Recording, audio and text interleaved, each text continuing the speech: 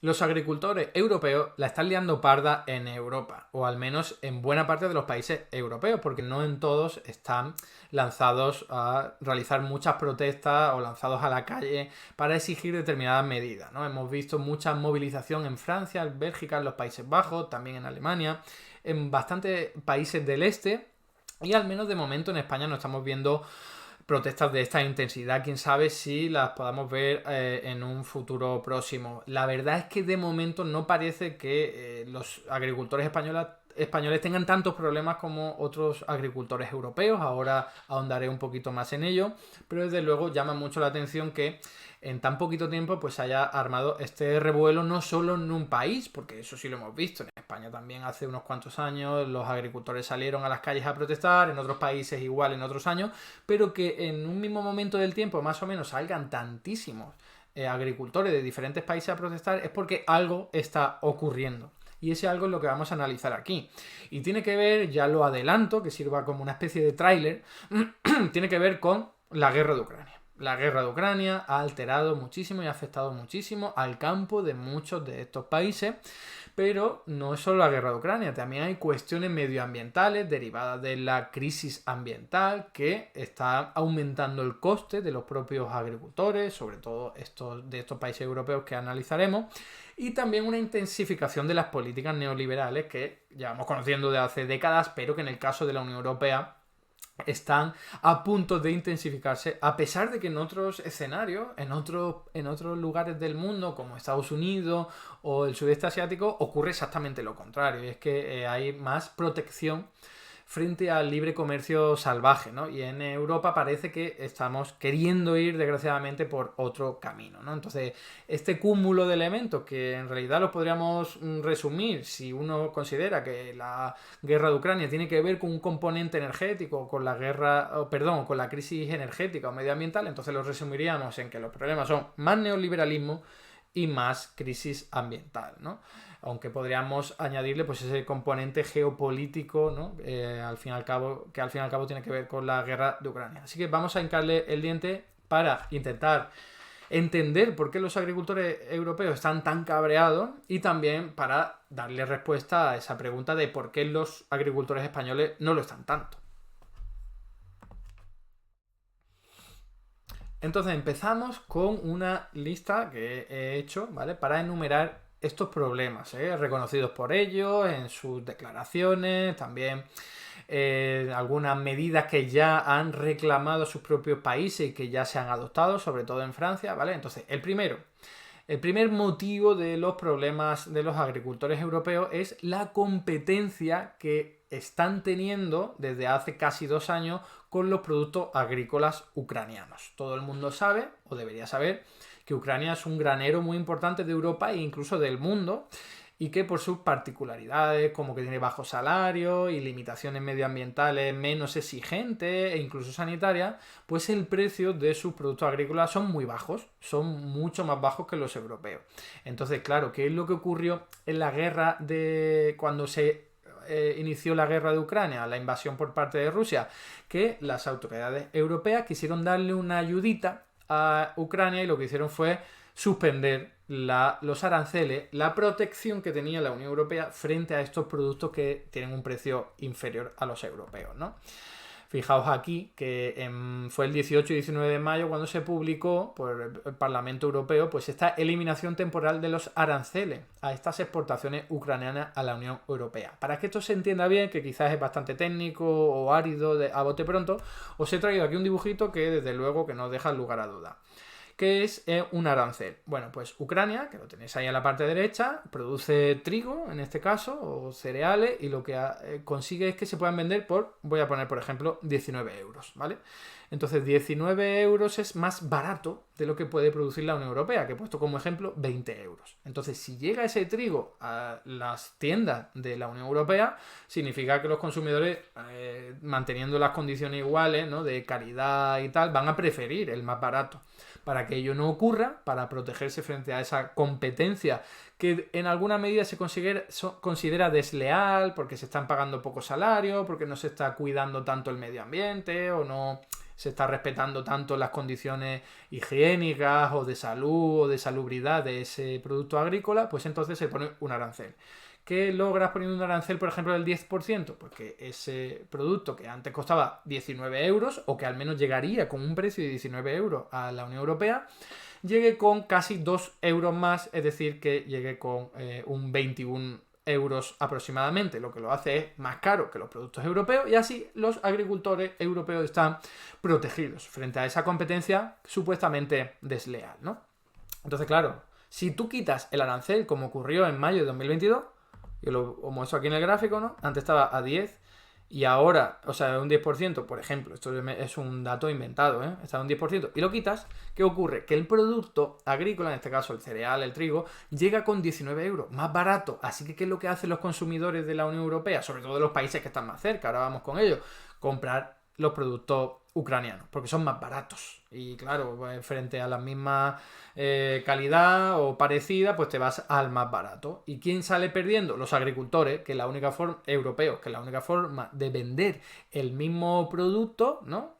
Es simplemente bajándole el precio, así que tiene menos ingresos, ¿no? Entonces, esto es un elemento que ocurrió a partir de mayo de 2022 que generó muchísimas protestas en muchos países. ¿Qué países?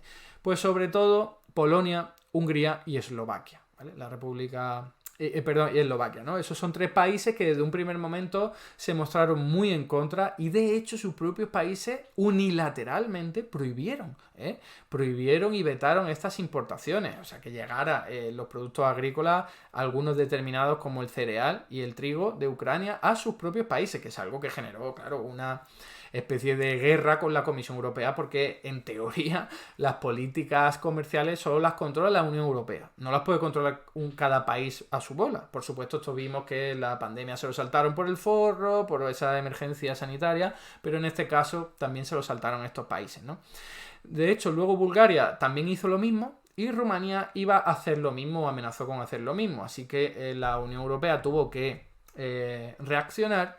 Y estoy hablando de que esta protesta y esta noticia es de, a ver si lo vemos aquí, de abril del 2023, ¿vale? Ya un año después de que hubiese ocurrido todo aquello, es decir, oye, que ha pasado bastante tiempo, ya estamos notando que el trigo y el cereal ucraniano nos está reventando el mercado, así que nos oponemos y los gobiernos acaban vetando estos productos, ¿no? Entonces la Unión Europea pues llegó a un acuerdo con estos países y logró que quitaran esas suspensiones, esas prohibiciones de importación, esos vetos, pero con algunas salvaguardas. Sin embargo, no han mejorado sustantivamente la situación y de hecho la prueba está en que siguen los agricultores quejándose, ¿no? Pero estamos hablando de que unos cuantos días más tarde, el 28 de abril del 2023, la Unión Europea llegó a ese acuerdo con estos países, ahí intentando calmar los ánimos y diciendo, oye, no os preocupéis que vamos a encontrar aquí unos arreglos, ¿no?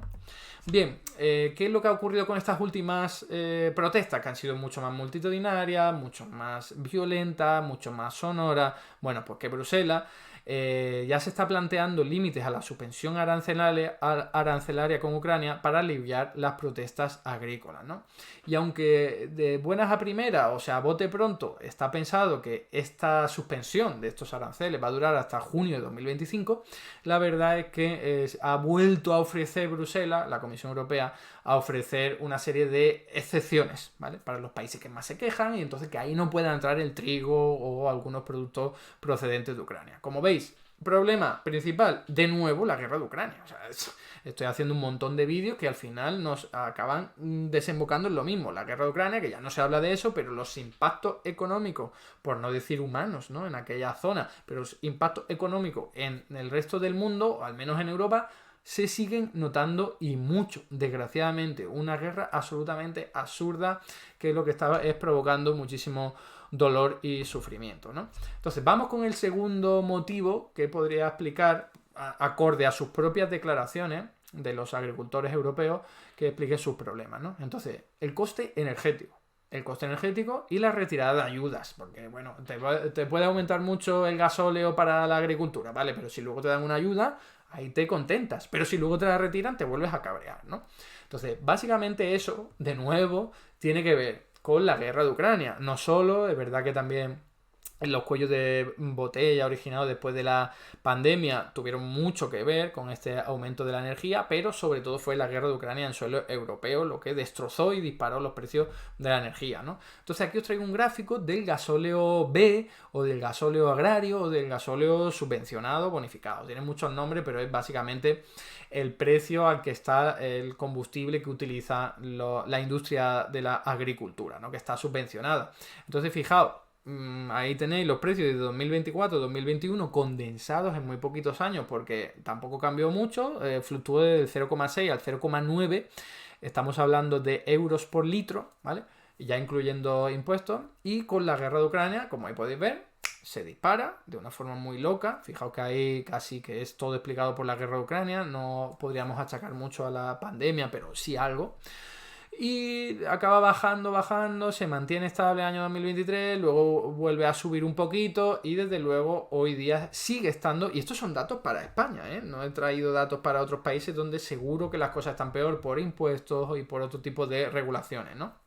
Pero en España vemos que hay motivos para cabrearse, porque es que el máximo que se consiguió antes de la pandemia fue en el año 2012, como veis ahí en la línea es azul horizontal, y estaba por debajo del nivel actual, que está en 1,041, ¿no? Entonces quedaos con ese número porque vais a ver que en otros países está bastante más elevado. Entonces en España los agricultores pueden echarle gasolina a sus tractores y a su maquinaria con 1 euro aproximadamente por cada litro, ¿no?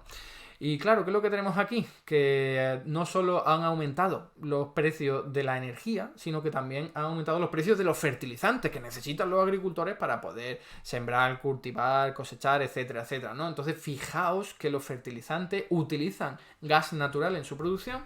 Si el gas natural se te dispara su precio, los fertilizantes también. Y aquí tenemos un poco la misma historia. Se dispara con la guerra de Ucrania, aumenta un poquito antes por los cuellos de botella, ahí lo veis, pero luego baja, pero todavía no está tan bajo, no sabemos si lo llegará a estar en algún momento, como antes de la pandemia. Entonces, agricultores muy cabreados, igual que otros sectores de la población, porque la energía está más cara. Y vuelvo a lo mismo. ¿Cuál es el problema original de aquí? El problema de raíz, la guerra de Ucrania, que de la que se habla poco en los medios de comunicación, pero sigue generando efectos económicos absolutamente importantes, ¿no?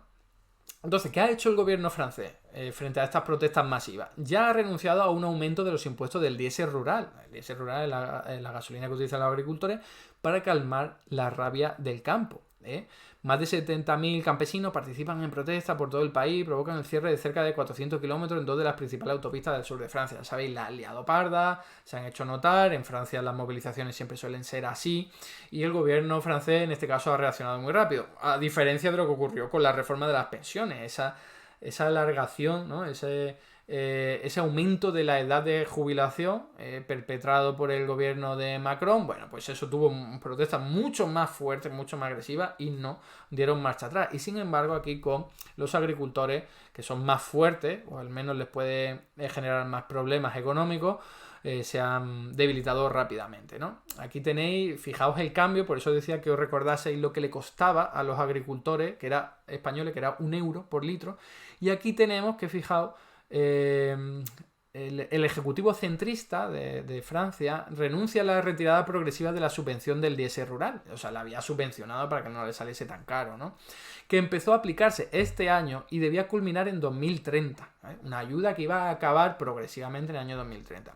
El precio del litro de este combustible fundamental para los campesinos aumentó de 0,70 euros el litro a 1,20 euros el litro durante los 2 últimos años debido a la crisis energética y representa uno de los motivos del descontento. Así que aquí lo tenéis, se le disparó muchísimo y por encima del precio actual en España, y eso es lo que ha generado, o uno de los elementos que ha generado tantísimas protestas, al menos en este caso como estamos viendo en Francia, pero esto ha afectado a todos los países, evidentemente, ¿no?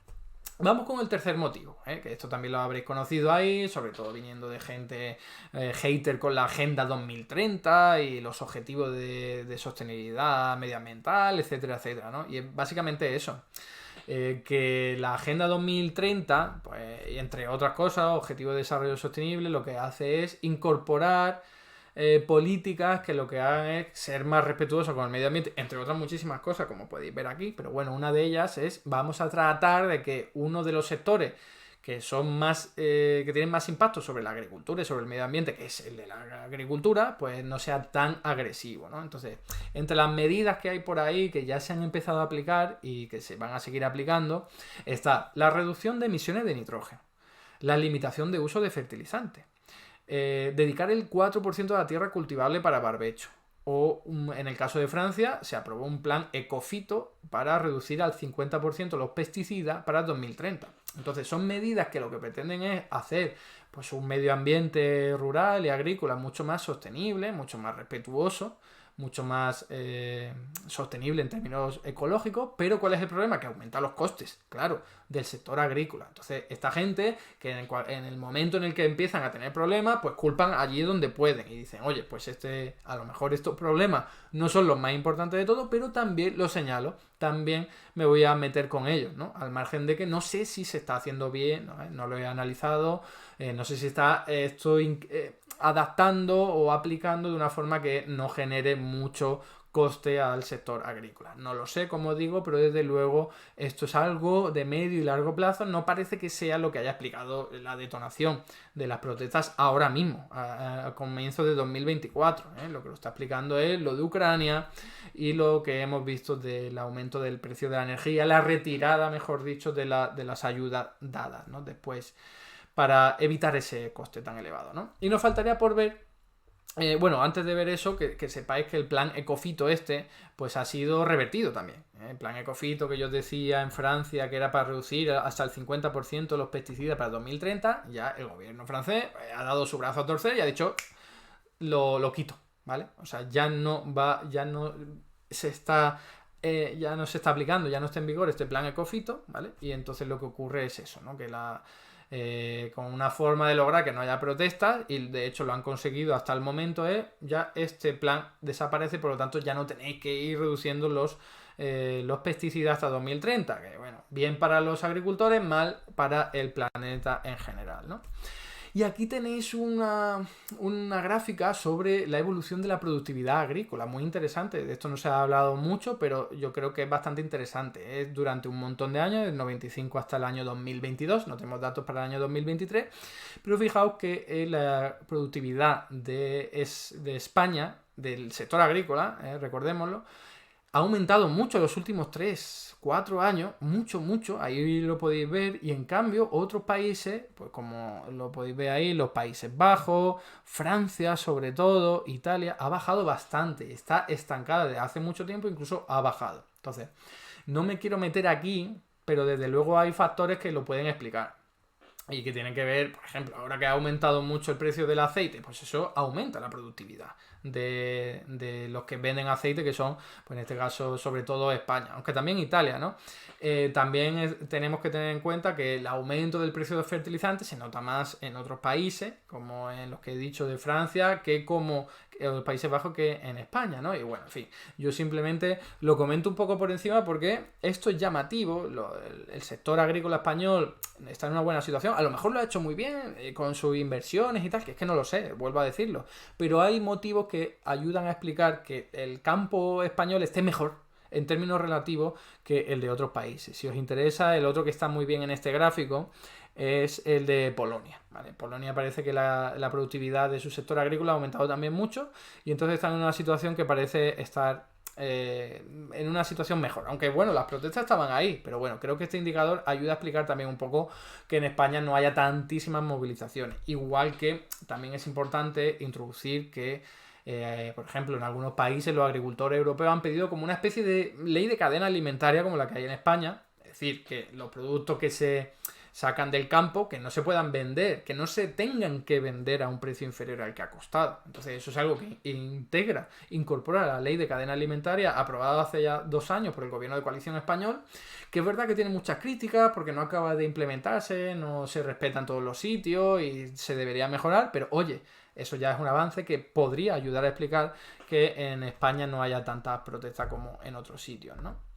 Entonces, ya por el último punto a mencionar, en el que me voy a dedicar un poquito más de tiempo porque es algo menos conocido, es el acuerdo entre la Unión Europea y Mercosur. Mercosur, para aquel que no lo sepa, es una región aduanera entre 4 países latinoamericanos: Brasil, Argentina, Uruguay y Paraguay, ¿no? Y lo que hacen es prácticamente cerrar la frontera que tenían, es decir, permitir que haya libre intercambio entre estos 4 países y tener una barrera comercial común frente al resto. Entonces quieren llegar a un acuerdo con la Unión Europea, un acuerdo que, oye, llevan muchísimos años negociándose, desde el año 2001 en particular, pero con el auge de los gobiernos de izquierda en Brasil y en Argentina, pues no se llevó a cabo, o sea, se tiró a la basura, o sea, se dejó ahí aparcado, y luego se recuperó con Bolsonaro y también con Macri, ¿no? Entonces este acuerdo está ya casi a punto de salir.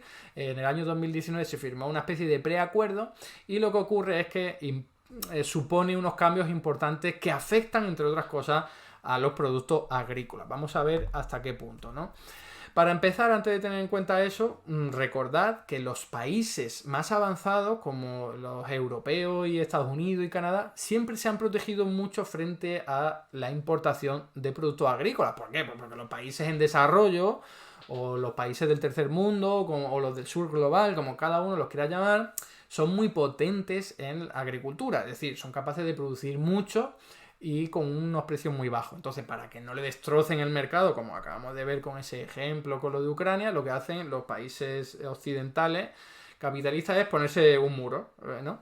Aranceles mucho más importantes, y no solo eso, sino que encima dan ayudas a sus propios agricultores, ¿no? Aquí tenéis un gráfico, a la izquierda tenéis y a la derecha tenéis básicamente ayudas, subsidios, como la PAC, por ejemplo, a los agricultores, pues para que puedan competir en igualdad de condiciones con los agricultores de las otras partes del mundo que, bueno, pagan menos salarios, menos limitaciones medioambientales, etcétera, etcétera, ¿no? Y luego aquí tenéis los aranceles. Está en la Unión Europea en el número 1 en aranceles a los productos agrícolas. En plan, no quiero que me entren productos agrícolas porque me destrozan el mercado y al final mis productos se van al garete. Por supuesto, siempre alegando esa competencia desleal que he comentado antes, pero también alegando que, oye, que con la comida no se juega, ¿no? Y que en el caso de que hubiese alguna guerra o algún conflicto político o alguna crisis importante, pues que cada país tenga producción para alimentar a sus ciudadanos, ¿no? Que no tengan que comprarlo fuera, etcétera, etcétera, ¿no? Y bueno, Estados Unidos está en el segundo lugar, ahí lo veis, con un 12%, ¿no? de impuestos sobre las importaciones. Entonces, ¿qué es lo que trae el Mercosur? Y qué es lo que no quieren ver ni en pintura los agricultores franceses. Pues fijaos, promueve el comercio al eliminar los aranceles de estos que hemos hablado, para protegerte de esos productos agrícolas a menor precio, para el 93% de las exportaciones del Mercosur. Estamos hablando de 4 países muy importantes de Latinoamérica que, oye, que tienen muchas exportaciones. Estamos hablando de que Brasil es una economía muy grande en términos de magnitud, ¿no? Y entonces, de tamaño. Y otorgar un trato preferencial para casi todo el 7% restante. O sea que lo que está previendo el Mercosur, que no está aprobado definitivamente, no está ratificado por el Parlamento Europeo ni tampoco por los países, pero que podría ocurrir dentro de poco, es quitar los aranceles para un montón de países y para un montón de productos, y para el resto precisamente darle un trato privilegiado, ¿no? Para todos esos productos entre esos 4 países de Latinoamérica y la Unión Europea. Pero fijaos, eso es para todos los países, pero ¿qué pasa con los agrícolas? Aquí lo tenéis. La Unión Europea liberaliza el 99% de las importaciones agrícolas del Mercosur. Toma ya, el 99%. Para el 81,7% eliminará los aranceles de importación, ¿vale? El 81,7% fuera los aranceles. O sea, eso significa que te van a entrar un montón de productos de Argentina, de Uruguay, de Paraguay, de Brasil, mucho más baratos que los que se producen en Francia, ¿no? Entonces, lo de Francia, por supuesto, cabreado. Ya sabemos que también se cabrea con los países de España, por ejemplo, los agricultores de España, porque también son capaces de generar productos más baratos, y ellos siempre alegan que porque se utilizan menos medidas. El cuento de siempre, ¿no? El país más rico pues le echa culpa al país que tiene menos salario y que se puede permitir tenerlo a un precio menor, ¿no? Entonces, fijaos, solo se excluyen algo más de 100 productos, pero el resto, según el acuerdo de Mercosur, que está hasta ahora firmado, una especie de preacuerdo que se firmó en el año 2019, ocurriría esto. Y os podríais preguntar, ¿Y la Unión Europea por qué quiere firmar esto? Que le podría arrasar con un montón de productos. Bueno, pues por esto. El acuerdo favorece el comercio intraindustrial, ¿vale? Es decir, industria compra algo a otra industria, al reducir los aranceles para insumos y bienes de capital. Es decir, en Román Paladino. La Unión Europea quiere los recursos naturales que tienen países como Bolivia, que por cierto ya se ha incorporado al Mercosur o está en proceso de incorporarse, o Argentina o Brasil, que necesita para hacer la transición ecológica. Ya lo sabéis, hacer parques eólicos, placas fotovoltaicas, vehículos eléctricos. Para eso necesita muchos recursos naturales, minerales, que la Unión Europea no tiene. No tiene. ¿Vale? Y los de África están prácticamente copados por China. Entonces ha puesto el ojo en Latinoamérica y dice, yo necesito eso. ¿Y tengo que pagar un coste? Sí, el de la agricultura. ¿Cómo puedo vender esto a mi ciudadanía? Bueno, pues diciéndole que esto, ¿no? Que se va a proteger el medio ambiente y los derechos laborales. Es decir, que los de Latinoamérica no van a poder competir en igualdad de condiciones o con un trato privilegiado, mejor dicho, con una situación privilegiada frente a la Unión Europea, porque también van a tener que respetar los derechos laborales de la Organización Internacional del Trabajo y también otro tipo de estándares medioambientales. Que esto se acabe cumpliendo o no, eso ya es otra historia. Pero al menos esto lo aguanta el papel y ahí está, por escrito, ¿no? Entonces, como os digo, está clarísimo que la Unión Europea está pensando en la transición energética y es que no le queda otra y necesita esos recursos naturales y está dispuesto a venderlo por esto, ¿no? A conseguirlo a través de este coste. Y fijaos, ¿quién no está de acuerdo para nada? Los franceses de hace mucho tiempo ya lo han dicho, porque le afectaría mucho a su mercado agrícola sobre todo. Y esto es lo que ha motivado que Macron ya le haya pedido a la Unión Europea, esto fue hace unos días, que detenga el acuerdo comercial con Mercosur. Así que con Francia tan enemistada, yo dudo mucho que este acuerdo vaya a ver la luz. Pero si os fijáis, de nuevo vuelve a ser las políticas liberales las que están explicando esto, ¿no? El hartazgo de los agricultores europeos, o en particular los franceses, tiene que ver con políticas neoliberales que, a su vez, fijaos que si es respondiendo a lo que yo estoy diciendo para realizar la transición energética, nos vuelve a hablar de la crisis medioambiental. O sea que los problemas que aquí he detectado y enumerado de los agricultores españoles, europeos, al final se resume a solo una cosa: crisis medioambiental. Si entendemos que la crisis medioambiental es el problema de que se firme el acuerdo de Mercosur y Norteamérica, y Unión Europea, y también que la guerra de Ucrania haya sido de alguna u otra forma provocada por una crisis medioambiental de control de recursos, que yo ya ahí no puedo posicionarme tanto. Pero en cualquier caso, tenemos tres factores importantísimos: guerra de Ucrania, por los motivos que sea, crisis medioambiental, que ya sabemos cuáles son los motivos, las causas, y por último este acuerdo Mercosur-Unión Europea, que es lo que está al fin y al cabo explicando este hartazgo de los agricultores europeos. Hasta aquí el vídeo de hoy. Muchas gracias por estar ahí, y si te ha resultado interesante, no dudes en comentar, darle like y compartir, que la teoría económica dominante no se combate sola.